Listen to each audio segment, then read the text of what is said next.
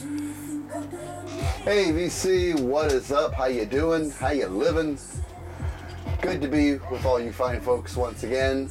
I have a lot of records to show in this video, so let's just jump into it, alright? Let's just get started. This is a record set I'm kind of late showing. I received it in the mail a couple weeks ago and I was very excited, but life got busy and I couldn't show it in the video sooner, so here we are. It's Pulse from Pink Floyd, the whole vinyl box set. And my God, this was a grail for so many years. And I actually caught this record in a record shop a couple of times. Well, this set in a record shops a couple of times. They both wanted, I think the first time I saw it, they wanted like $130. Second time I saw it, damn near $200. And the records were in not very good condition, just like so-so condition, a lot of wear. They want a lot of money for it. It would have been cool to have an original, but you know, back then I just couldn't see paying that much for a record set. I wanted to at least be in better condition than what I was seeing at the time. But it's been reissued and the audio has been remastered and put into this really cool, tough box set here. And I love this collection. I'm so into Pulse. I had the CD back in the day in the 90s when it was first released with the blinking red light. I had the concert video on VHS, and years later I bought it on DVD. So I was obsessed with Pulse for the longest time. So it's so good to now finally have it on vinyl. It is a 4 LP set, and it actually came with a picture book here, if I can get it out. So here's the book of photos with some of the artwork on the front and back hardcover here. So real nice there. And basically it was the images that were in the CD booklet. Now we have it in this really big book here. So real cool to see these pictures in a bigger format here. So look at that. That looks awesome. And this was my favorite concert video, probably of all time still, because the light show during this show was amazing. I wish I had seen Pink Floyd during this time. That would have been something spectacular.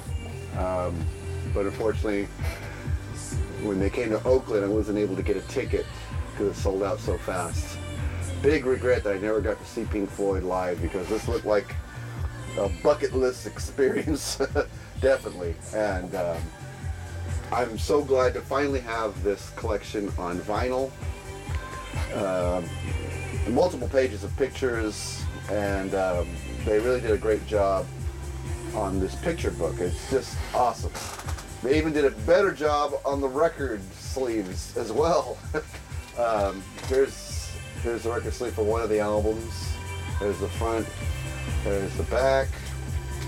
Nice colorful insert here, and nice custom labels as well.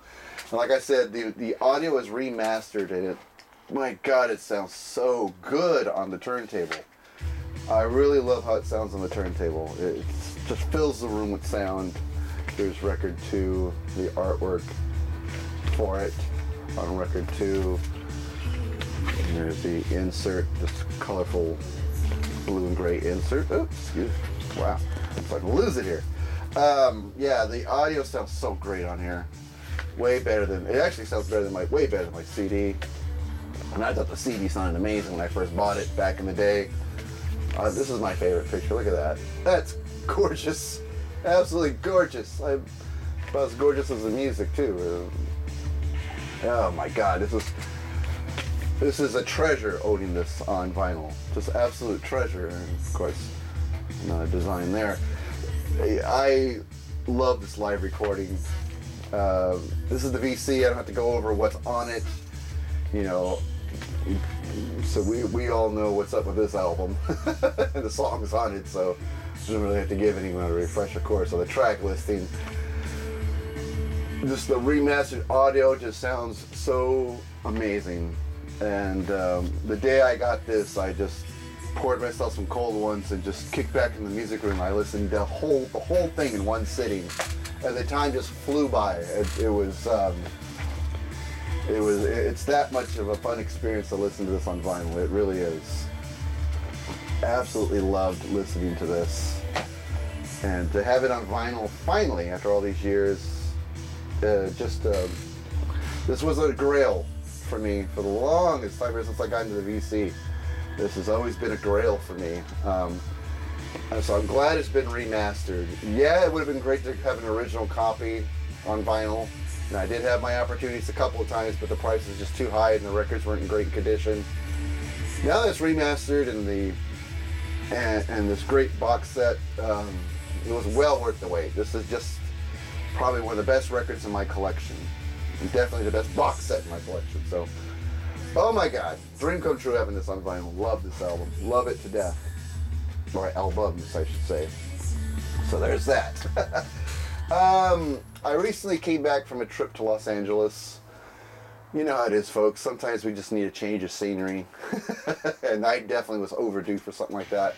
So I hung out in LA, visited some family, and took in the sights, and visited a few record stores while I was up there. And of course, I'm going to go to Amoeba Hollywood. Why not? It's like the greatest record store, at least in my state it is. I imagine the country probably too. So here's a few records I pulled from Amoeba Hollywood. We'll start with Audioslave, their first album, their debut album. Chris Cornell's voice sounds so badass on this album. I've had it on CD for a long time and finally broke down and bought it on vinyl. I've had their second album on vinyl for many years now, and it's just great to finally have this on vinyl. I played on the turntable, and the power of the bass just made this whole room shake, and I was like, God damn! It's a very powerful sounding album, really good mix too. There we go, there's a gatefold of a band photo, which looks real nice. Members of Rage Against the Machine, with the singer from Soundgarden, Chris Cornell. That was a good combination back in the day, early 2000s. Such a good album. There we go. Cheese, Like a Stone, Show Me How to Live, Gasoline. Oh, there's so many good songs on here. And I first started getting into Audioslave. Well, I mean, I heard this song that was being played on rock radio a lot, but I actually have a live DVD of the band playing in Cuba. And besides the songs I knew from the radio, the other songs that the songs that were album tracks that weren't singles are also on that concert DVD, and they sounded amazing. And I was just blown away how good of a live band Audioslave was. And ever since watching that concert DVD, because it was like half documentary, half concert DVD, made me a big Audioslave fan. I thought the songs were good back in the day, but not enough to buy the album until I saw that DVD of them in Cuba, playing that concert in Cuba. I ran out and bought both Audioslave albums. Eventually now have them both on vinyl. They were a really good band. Too bad it didn't last. That's a shame it didn't last, but you know, for what they did put out was really, I thought, really good music, and this is a really good album from start to finish. I enjoy this album so much, and I've listened to it a couple times now, and it just gets better and better each time I listen to it. It's fantastic, fantastic. And I also pulled this album, a new album from the band The Church. Man, Woman, Life, Death, Infinity is the name of this album. This is the latest album from the band The Church. And I must be slipping because I'm a big Church fan, and I didn't realize they had a new album out. It's been out since like October or November of 2017, and I'm barely getting wind of it now. So I was obviously asleep at the wheel on this album, and ashamed too, because I like this album. I really like this album. One complaint sometimes I have about The Church is their music is really great on their albums, but on some records it requires multiple listens till you finally until it finally connects with you. Not the case here. I seem to really get into this album from first listen. It hooked me immediately.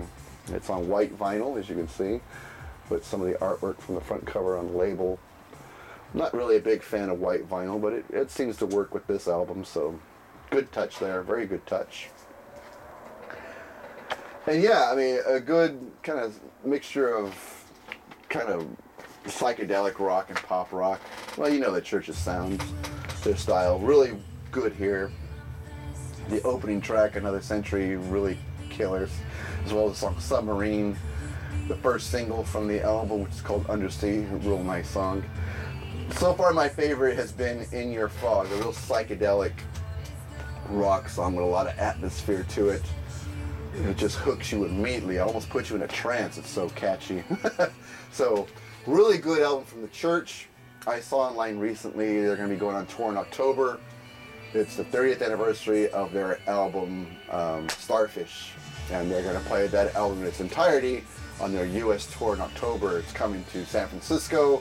I'm planning on buying a ticket and checking this out. Hopefully I'll hear some good songs from this album as well. But I'm real excited to find out that they'll be playing Starfish in its entirety. That's one of my favorite albums from the Church. And this one too. I really did like this album. Like I said, I wasn't even aware of its release, and once I brought it home and listened to it, I was hooked by it quickly. So, really good album by the Church. Glad I picked that one up. Next up is a live recording from Echo and the Bunnymen, Greatest Hits Live in London. This is a cool album. It's basically all their greatest hits performed live, as the title would suggest.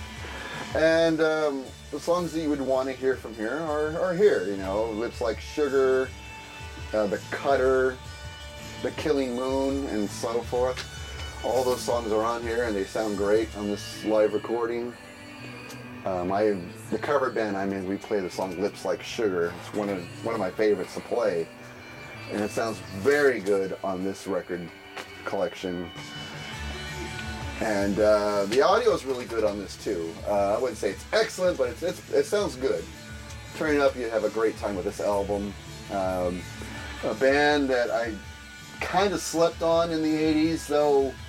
You know, it's one of those bands that, yeah, I heard of them, I knew some of their songs, but just never bought an album. I liked what I heard from them back in the day, but just never bought any of their albums. Now that I've joined the VC, I started collecting some Echo and the Bunnymen albums, and surprised at how good those songs are, and wish I was more into them in the 80s. That would have been great, but hey, better late than never, right? And this is a real good live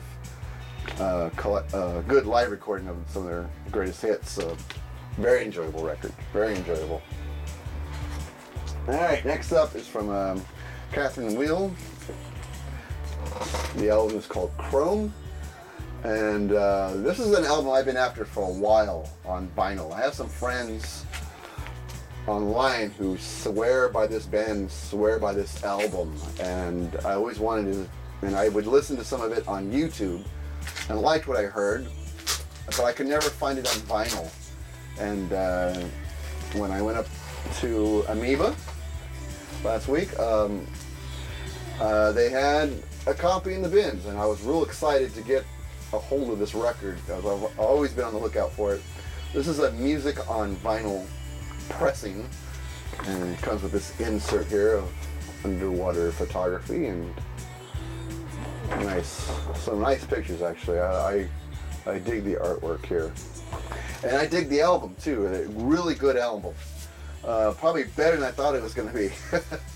And we see the same type of photos here on the label, the album label. So very cool, and the music fantastic. I love the music on this album. It makes me want to collect more albums from this band. This band is very new to me. I'm a beginner. I'm a newbie when it comes to this band. But on this album, I really like what I hear. I don't think there's one song on here I didn't like or didn't care for. I seem to like it from start to finish. Very awesome album, Chrome. So glad I finally found this on vinyl. I had been kind of on the lookout at it for a couple years. Of course, I could always order it online and done deal, but I like to find these things in the wild, and I felt good. It feels great to finally have found a copy of this album in the wild. So I was really impressed with this. I want to get more albums from this band. I kind of don't know where to start, so I guess if anyone's a fan of this band and can give me a suggestion of where to go from here, that'd be cool. If not, I'll be going online and listen to as much music from this band as I can. But Chrome is an excellent album. Really glad I got this. Really glad I scored it. So there we go. Here's another one I've been on the lookout for a long time on vinyl. Nice to finally have it. It's from the band Live, Mental Jewelry. I've had this on cassette for years, ever since the album Throwing Copper came out. Really loved that album, had that on CD, and wanted to hear the album that was before it, and that's this one. And bought it on cassette, and I think I wore that cassette out. It's always been one of my favorites. Always been on the lookout for this one on vinyl. Really cool to find this copy. Obviously, this is a reissue, but it sounds great. It sounds absolutely great. It's weird when you're used to either the CD or the cassette for so many years, to suddenly hear it on vinyl is like hearing it for the very first time. And that's what it was like listening to this record. It was like discovering these songs for the very first time. It was that cool. And the first 3 songs on this album is absolutely killer. That's Pain Lies on the Riverside, Operation Spirit, and The Beauty of Grey. Those, of course, are my favorite songs on this album, because those are the songs that most people know from this record. This is the insert that came with the record. Those 3 songs are like the more popular songs from the album, but the whole record is good. The whole record is very good. This is a very impressive debut from Live. I'm assuming this was their debut album, if I didn't see any before it, or at least I don't remember it. Any albums being before it. It feels good to finally have this on vinyl. This is one I've been on the lookout for a while now. I scored Throwing Copper last year on vinyl, so it's nice to have this album to go with it. Maybe next up I'll get like their greatest of on vinyl, if such a thing exists. I don't really know, but so glad this is now in the collection. Always been one of my favorite albums from the band. I was very happy when I saw that. Another one I was real happy to see. This is a live recording. It's from Joe Jackson, and it's Joe Jackson live at Palast, or Rock Palast, excuse me. Rock Palast being the very popular German TV show that features a lot of live music on their show, and Joe Jackson was a guest. The date we have here is April 16th and 17th of 1983 in Germany. And this is the audio from the TV show. And so basically it's a bootleg. But it sounds so good. I guess it was during the time of his Night and Day album, because a lot of those songs are on this collection. This is a 2-record set of the performance, the live performance. There's the gatefold there. The one thing I liked about Joe Jackson's band, he had a great bass player and a great drummer and percussionist. So the rhythm section in his band was always real tight.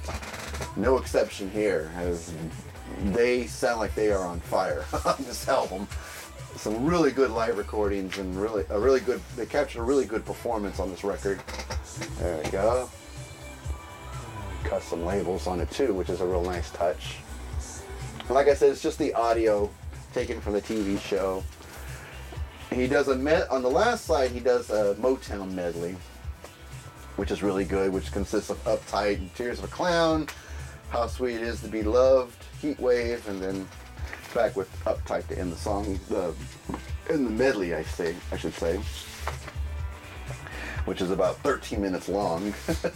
But really good. I mean, his band sounds real energetic. The crowd's eating it up. We get some great songs from Night and Day, which is, of course, the big hit single, Stepping Out. Real good live version of that song on this record, as well as Breaking Us in Two. Beautiful version of that song on this album.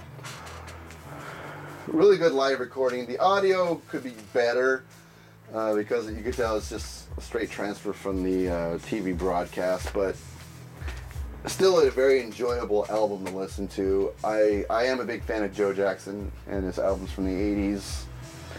So this was a must-have as far as I was concerned. And there's a track listing for those of you who want to see what other songs are on this collection. This is a fun record. It's a fun live recording if you're into this, if you're into him, and especially back in the early '80s, which seems to be the height of his music. Really great. Ends with the whole thing ends with a live version of the song "I'm the Man." Good version of that too. Such a fun album. Joe Jackson's always an awesome artist to collect. At least the records from the '80s. I'm a big fan of those, and so glad to have this. I saw this on the shelves, and I knew that was coming with me automatically. There was no ifs or buts about it. Like, you know how it is when you see a record. Like, number one, I didn't know this existed. I mean, I knew he was on the TV show, but I didn't know there was a vinyl version of it, and my eyes just lit up when I saw it. I knew that was automatically coming home with me, no questions asked. So Joe Jackson. This is a 12-inch single from Prince. I Could Never Take the Place of Your Man. I was going to let it go, but it was sealed, and it had this really cool Record Store Day exclusive sticker on it. On the B-side, we have the song Hot Thing. Always a favorite mine of Prince. This song, I Can Never Take the Place of Your Man, was always one of my favorites of his. The cover band I'm in does this song too. And it's a fun song to play live. It's on, of course, on the Paisley Park label. So, really cool. I'm sure it's the reissue after he passed away, but I was going to pass on it. I do love the song. It's fun to play live, like I said. Just seeing that Record Store Day sticker, I don't know, it just seemed like a cool thing to collect, and my Prince collection has really been growing lately, so really good to score that. Alright, I showed the new album from the church, and I pulled an older album from the church. I've never seen this album with this cover on it before, so this is the Church Remote Luxury. This is an import copy from New Zealand back in 83 or 84, I believe. Look at the pictures of the band here. Look how young they look. My God, this is from a long time ago. But really, I've never seen, I had to have a copy of Remote Luxury, but it doesn't have this cover on it. So this seemed like something pretty cool and pretty rare, so I wanted to go ahead and just pull it. It wasn't very expensive, and it's on the EMI label. So very awesome. I always loved this album. The early church records were so cool to have and collect. Big fan of them. I have a big collection of the church now going. Came with a lyric sheet, one-sided lyric sheet to go with the album, so pretty cool. And but the version I had more songs on it. This album only has 5 songs on it. Maybe These Boys, 10,000 Miles, Into My Hands, A Month of Sundays, and Remote Luxury is all that's on here. The album version I have has about 3 or 4 more songs than this does. So, I mean, I just saw that it was the import copy from New Zealand. I don't know if it's rare or not. I've never seen it before, especially with this cover. So I just thought I'd snatch it up. Like I said, it wasn't very expensive. I think it was like $11. And really glad I did. Just like to collect anything from the church. And this looked pretty rare, so I went ahead and snatched it up. Okay, last 12-inch is a live recording. It's from 2 bands. It's from Thomas Dolby and Missing Persons. It's a radio broadcast. Here, I'll show you the insert because it's just a plain black cover. But it's a radio broadcast. I don't know if you're as old as I, you remember the show, the King Biscuit Flower Hour. And this is from the Best of the Biscuit, from August 7th, 1983, and it features concerts from Thomas Dolby and Missing Persons, all recorded in 1983. The date it aired, like I said, is August 7th of 83. It features some songs live from Thomas Dolby in London, and then the rest is the Missing Persons recorded live in San Francisco at the Warfield Theater. I've been to that place many times, never see the... I basically bought it from Missing Persons.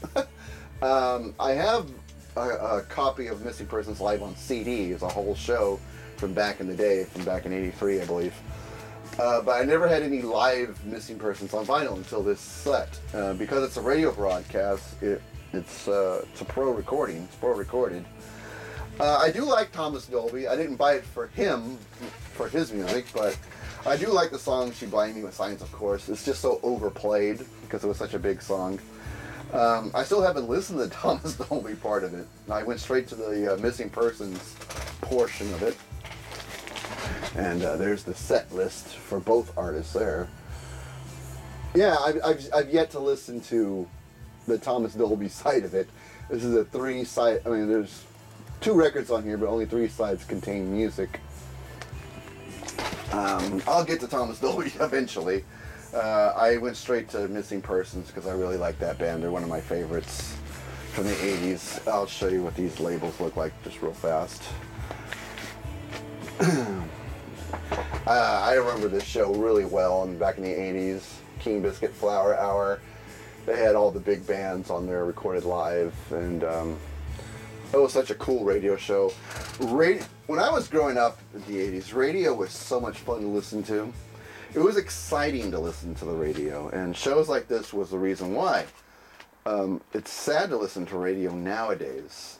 To listen to radio now, it's almost depressing. At least to me it is. Because I can remember back in the day of shows like this, and I remember a lot of radio stations around here had so much variety. I mean, if you tuned in Friday night real late, you get the cool, kind of jazz fusion show.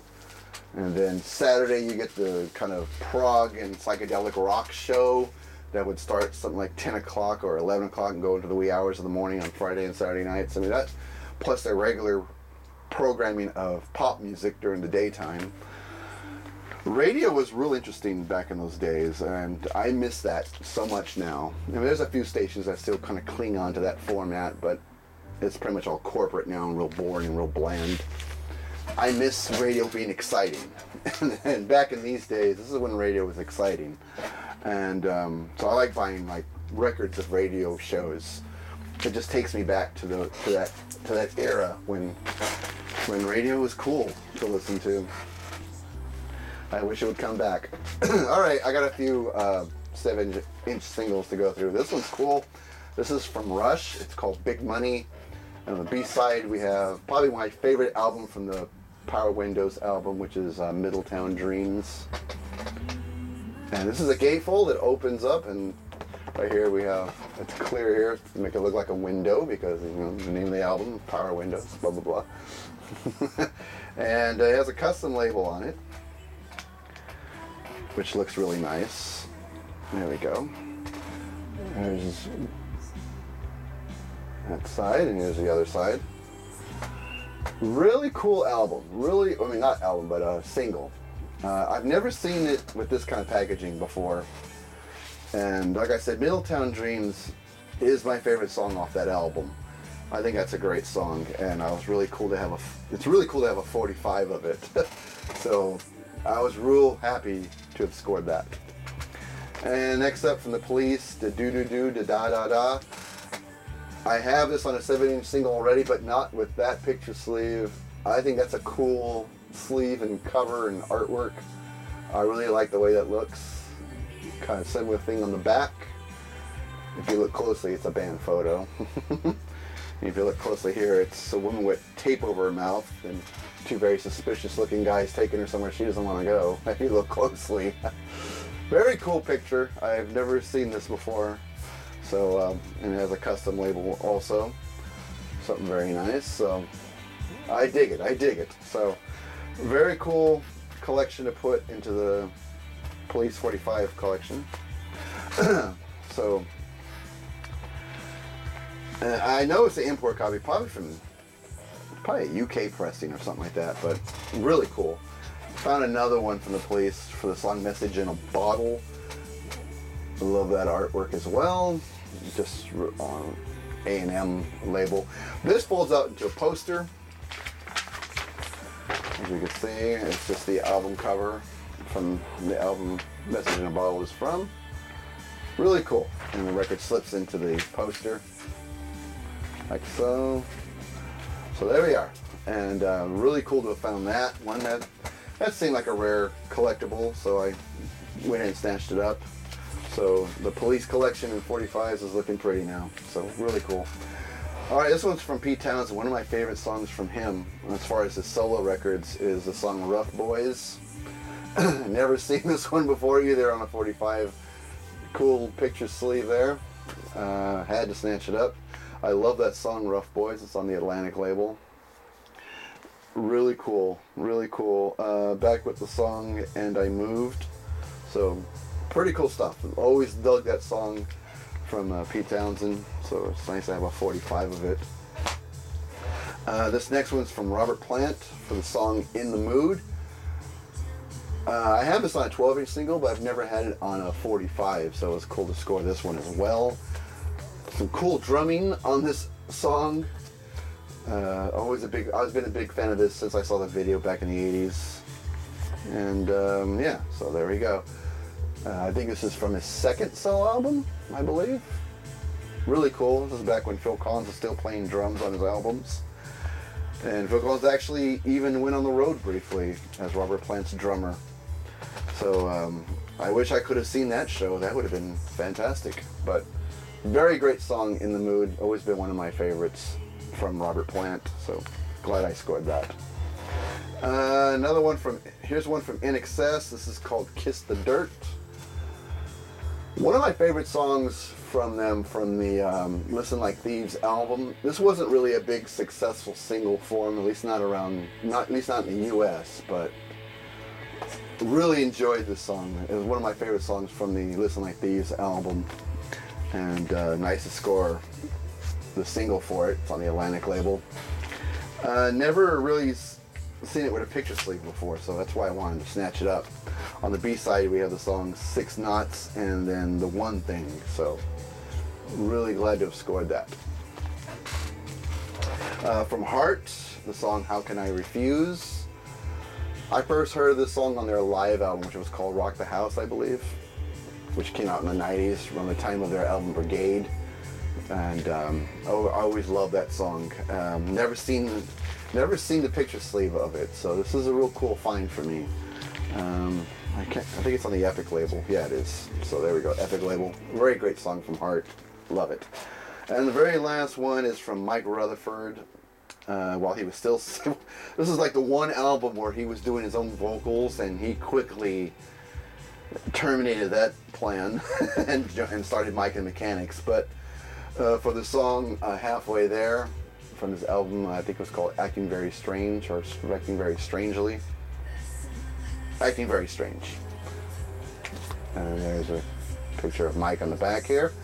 Yeah, he was doing his own vocals on this album. He was singing the songs himself, and I guess he wasn't too crazy with the results. Right after this, his next outing, he would actually start Mike and the Mechanics. So obviously that was not a strong decision for him to do his own singing, but oh well. There's my phone there, but I'll have to talk to him later. And that's it, folks. That is my stash there. This is all this was from Amoeba, except the Pink Floyd album. Of course, I went to a few other record stores and got some really great finds from those stores. I'll have to show that in another video because this video is already too long. Hope you guys liked what I showed. Leave me some comments and we'll, as always, get some chatter going. Hope you guys are enjoying the weekend, and see you at the next video.